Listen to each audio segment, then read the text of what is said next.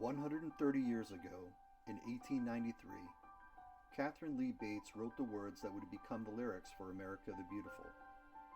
But it wasn't all amber waves and purple mountains. She voiced real concern about the motivations of her countrymen who used the flag as a justification for their own greed and avarice.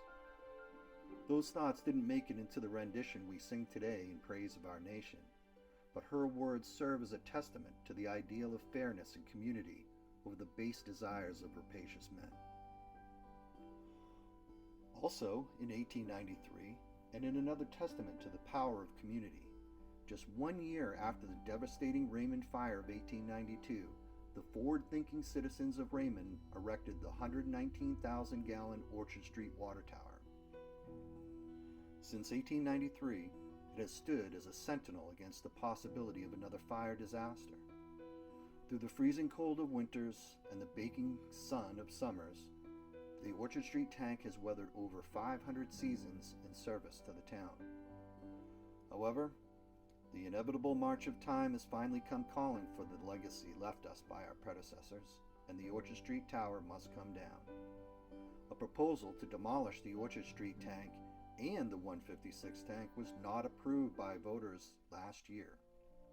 Two of the major reasons were that the proposed tank site had yet to be procured, and any questions regarding the details of the real estate deal were insufficiently answered by the now resigned town manager. The other concern was that with a price tag of over $4.5 million, the residents would lose the protective redundancy of a third tank and would only gain 75,000 gallons in new capacity, an amount that does not even cover the expected demands of development currently proposed. The fiscally responsible electorate indicated their support of the alternate plan, which would instead rehabilitate the 606,000-gallon 156 tank and the other required work with reserved funds, preserving and securing 1,168,000 gallons of storage capacity for the next 20 to 30 years.